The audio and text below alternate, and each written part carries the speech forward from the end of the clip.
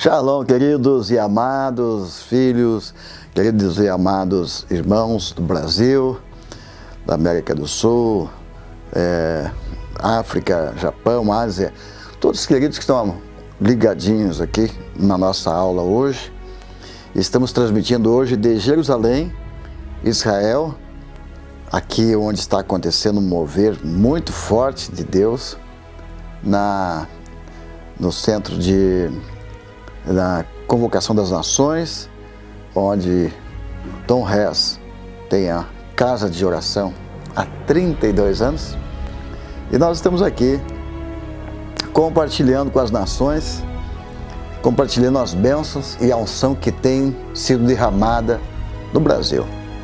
Quero começar esta aula dando tempo para você convidar seus amigos para assistir e dizendo que Deus está fazendo realmente uma grande obra no Brasil.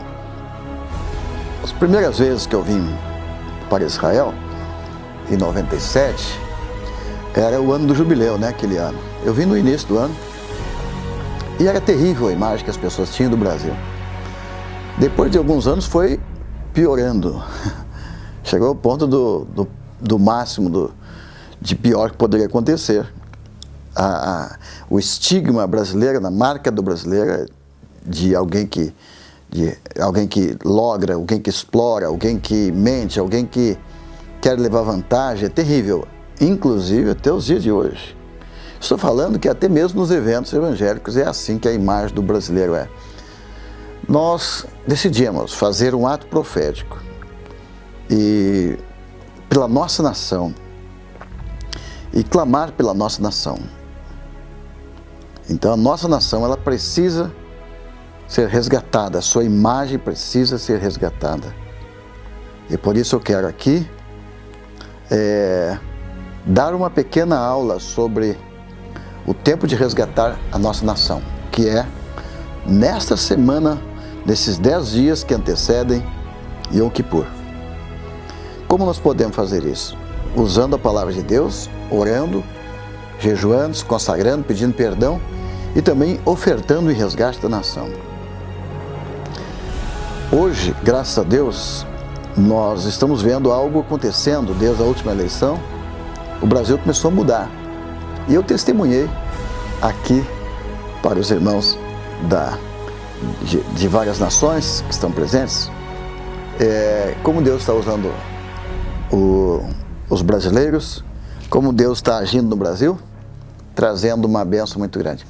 Tivemos uma reunião nesta manhã, um café, o segundo dia que tomamos café junto com líderes e com a participação do Tom Hess, a Cindy Jacobs, que é muito conhecida no Brasil, que trouxe aquela profecia que Deus iria julgar o principado de corrupção no Brasil. Eu estava testemunhando para os pastores, para ela também, que Deus começou um grande mover depois daquela palavra profética que ela ministrou no Brasil. E que hoje nós estamos aqui trazendo uma oferta pelo nosso Brasil, pelo nosso país, nossa nação. E pedimos que Deus resgate a idoneidade, a moral, a honra de nossa nação, especialmente a presença de Deus.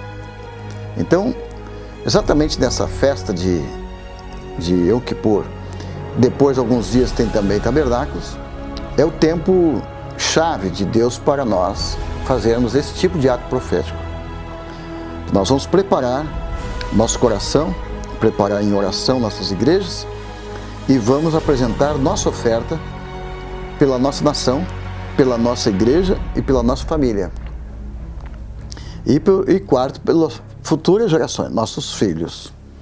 Então é muito importante você estar junto nesse propósito e passar para os seus irmãos esta palavra. Amém?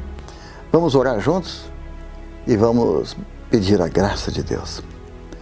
Pai amado e poderoso Deus, em nome de Jesus, nós oramos hoje e pedimos que a tua bênção venha sobre a nossa nação Brasil venha sobre cada aluno, para que todos possam estar recebendo essa revelação dessa palavra, em nome de Jesus. Que o Senhor nos dê sabedoria e graça e força para juntos decidirmos fazer um decreto pela nossa nação, em nome de Jesus. Amém.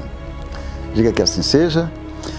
Vamos ler Levíticos 16, 32, 33, que diz assim: e o sacerdote fará expiação, ou a expiação, e expiará o santo santuário, também expiará a tenda da congregação e o altar. Semelhantemente fará também expiação pelos sacerdotes e por todo o povo da congregação. Olha que palavra tremenda essa, aqui em Levíticos 16, 32, 33, que fala de um tempo em que Deus estabeleceu para fazer expiação pelos pecados de toda a nação, também pela congregação e também pelos sacerdotes, pela família, os familiares, as pessoas. Eu sei que algumas pessoas vão dizer, mas não precisamos fazer mais isso, ou não precisamos fazer isso. A pergunta que eu vou fazer para você é: será que um dia de oração pela nossa nação vai fazer bem ou vai fazer mal? Será que nós pedir perdão pela nossa nação, pelos nossos familiares, pelos nossos amigos, interceder por nossos familiares, interceder pelo nosso governo, interceder pela nossa congregação, pela nossa igreja, né? Interceder pelas nossas famílias, é algo bom ou ruim? Com certeza você vai dizer que é algo bom, e é bom mesmo. Então, nesse dia tão especial que se aproxima, que vai ser no dia 8 de outubro, às 18 horas no Brasil, estará dando início e terminando 18 horas do outro dia, na terça-feira, dia 9. Então, dia 8 começa, 18 horas do dia 8. Dia 9 do dia 8 encerra com toque de chofar, quando ficará decidido, e Deus vai decidir e vai liberar, então, os decretos, e estará tudo decidido. O que acontece nesses dias, desde que começou o Rosh Hashanah até Yom Kippur, acontece o grande julgamento de Deus nesses 10 dias. Quando Deus ele estabelece o trono dele aqui em Jerusalém, oh meu Deus, eu posso sentir sobre nós as cortes celestiais, onde Deus ele abre os livros e ele vai então decidir o que será decretado para o próximo ano 5.780 no calendário judaico. Então, segundo os sábios, o que acontece nesses dias é que Deus vai definir quem vai viver, quem vai morrer, quem vai enriquecer, quem vai empobrecer, quem vai perder, quem vai ganhar. Então, os decretos para mais um ano de vida já estão prontos desde o dia 1º, Rosh Hashanah, e esses decretos desses 10 dias é o tempo que nós temos para pedir a Deus e ainda revogar algum desses decretos. Então, esse tipo de juízo de Deus, de julgamento de Deus que acontece nesse período é algo que perpétua todos os anos de nossas vidas. Nesse período de tempo, Deus passa toda a humanidade pelo seu trono e nós devemos nos apresentar a Ele com a nossa vida. E segundo Levíticos 16, 29 e 30, esse é o mandamento, é um estatuto perpétuo, que no 7º mês, aos 10 do mês, todos os judeus e todos os povos da terra deveriam, então, se preparar e se apresentar diante de Deus. E nesse dia, a palavra de Deus diz, porque nesse dia se fará expiação por vós, para purificar-vos de todos os vossos pecados, e sereis purificados perante o Senhor. Então, o estatuto perpétuo é algo que não pode ser mais mudado. Então, Nós temos que observar esse dia. É um dia de sábado, de descanso, e que nós devemos buscar a Deus de uma forma especial, baseado em Levítico 16, 21. Esse dia da expiação é também conhecido como o dia do perdão. Então essa palavra expiação, ela deriva da palavra, né, de capar, a palavra do hebraico, significa cobrir. E comunica uma ideia de cobrir o pecado mediante um resgate, de modo que haja uma reparação e restituição adequada pelo delito cometido. Note esse princípio, resgate.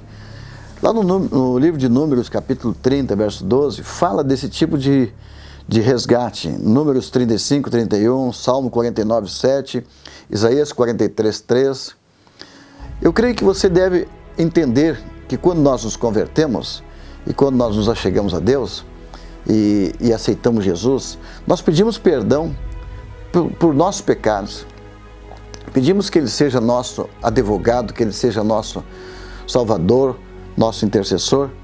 E quando nós pedimos o perdão por todos os nossos pecados, tem uma outra coisa que muitas pessoas não entendem, que se eu roubei de alguém, se eu logrei alguém, eu preciso restituir também.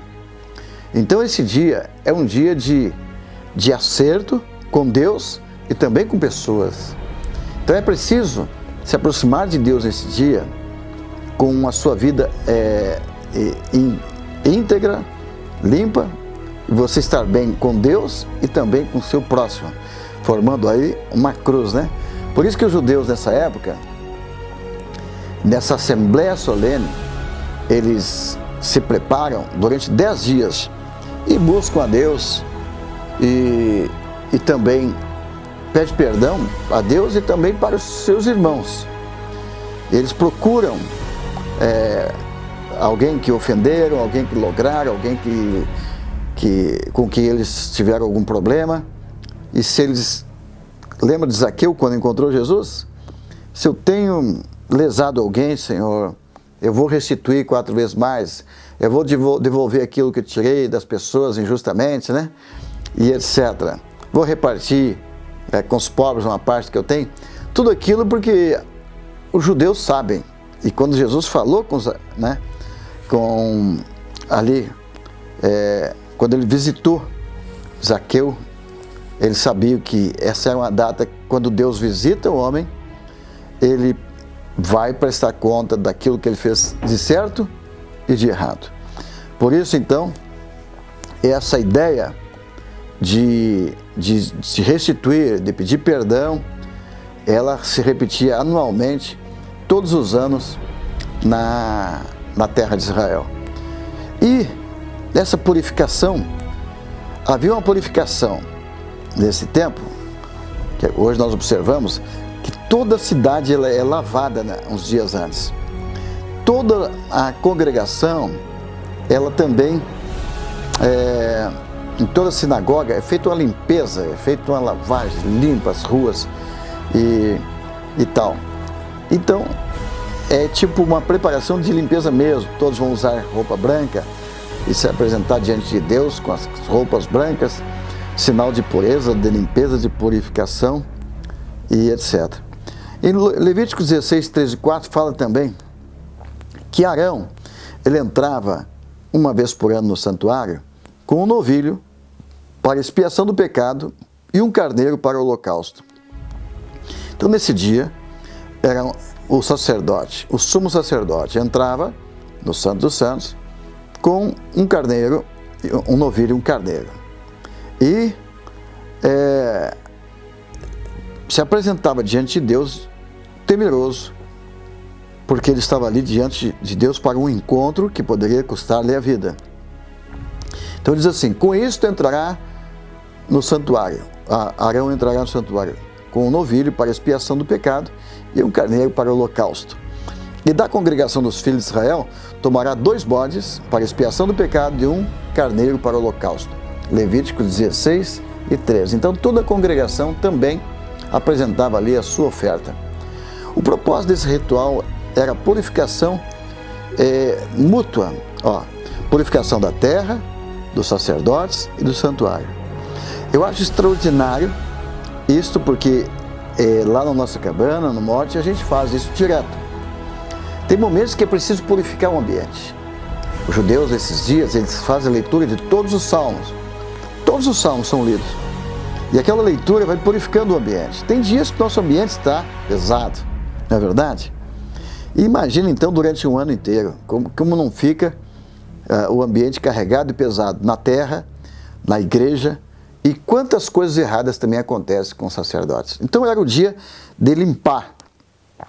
E Arão então entrava primeiro.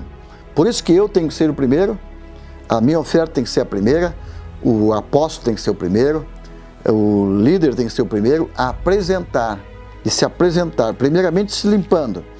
E ele oferece a sua oferta a Deus. Hoje, essa oferta, ela é a oferta que nós oferecemos ela em caráter de gratidão. Gratidão, porque nós lembramos o que Jesus fez nesse dia, que foi o dia que Jesus também, nesse dia, ele se apresentou e deu a sua própria vida em nosso resgate, ok? Mas nós que cremos em Jesus, já fomos resgatados, precisamos resgatar aqueles que estão ao nosso redor e também a nossa nação e a nossa terra. Então Arão oferecia primeiro por ele aquela oferta e depois pelos filhos de Israel e o santuário. Então Levítico 16 fala assim: e assim fará expiação pelo santuário por causa das imundícias dos filhos de Israel e das suas transgressões, segundo todos os seus pecados, e assim se fará para a tenda da congregação que mora com eles no meio das suas imundícias. É que todo o pecado confessado no altar ficava ali durante todo o ano no altar. Naquele dia era o dia de jogar para fora tudo aquilo e limpar a imundícia, né? Então, o maior propósito desse dia é purificar a terra e o santuário. É por isso que hoje ainda é válido esse memorial, pois o propósito ainda é este. A terra foi contaminada pelo pecado de Adão e ainda não foi fisicamente reconciliada. E é agredida e afetada por seus moradores continuamente com seus pecados. Então a oferta era feita assim: o primeiro bode, depois que o sacerdote ofertava a sua oferta, o primeiro bode era para descontaminar o santuário e a terra e seus pecados. Então esta oferta, eles ofertavam e pediam: Senhor, queremos que seja descontaminado o santuário e a terra por causa dos seus pecados. Queridos, eu tenho experiências extraordinárias quanto a isso, de ir em algum lugar onde não chove muito tempo, onde os pecados contaminaram a terra, e lá nós oferecemos uma oferta, e lá nós fizemos um ato profético, e de repente Deus limpa a terra. Aleluia! Então nós vamos resgatar também a terra. O segundo bode é o bode que era feito no dia da expiação, era expiação pelos pecados do povo. Aleluia! E aí nós entendemos então as escrituras que dizem que quando Jesus veio, o que ele fez? Ele veio para se oferecer em nosso resgate e para nos purificar dos nossos pecados. Porém, nós precisamos também todos os dias estar confessando nossos pecados, nos limpando continuamente. Então, um memorial de um dia especial para isso é extraordinário e maravilhoso para isso. Então, esse ato, esse dia de Yom Kippur, é um dia de decisões. Então, por isso que todos os sacerdotes vinham com temor e tremor, porque nesse dia, nesse encontro com Deus, Deus iria decretar e selar. Os decretos já estavam decretados. Agora Deus vai selar. Nesse dia, Deus sela os decretos para cada vida. É a hora de você abrir suas mãos. E eu quero dizer, o seu futuro está em suas mãos. O futuro de seus filhos está em suas mãos. O futuro da sua cidade está em suas mãos. Da sua nação, em suas mãos. Nós podemos fazer orações e ofertar pela nossa vida e pela nossa família. Amém? Nesse dia, Deus vai decidir quem vai viver, quem vai morrer, quem vai prosperar. Sabe aquilo que você quer comprar para o próximo, que está tentando há tanto tempo, você quer comprar alguma coisa, quer fazer alguma coisa, quer montar um novo negócio. Tudo isso está para ser decidido nos próximos dias. Então Deus vai decidir tudo sobre a questão da humanidade pelo próximo ano. Não é um julgamento final, não, é para aquele ano. É a agenda de Deus feita em ciclos. E Deus trabalha em cima desses princípios. Então, nesse dia, 10 do sétimo mês, 10 o dia de Yom Kippur, se inicia um novo ciclo na contagem bíblica, porque é o sétimo mês. Então, esse novo ano judaico está celebrando o aniversário da criação, o dia que Deus criou Adão. E nesse dia, então, se é aniversário da criação, eu, você, todos nós podemos participar desta festa, que não é só para judeu, mas é bíblica para toda a humanidade. Aleluia!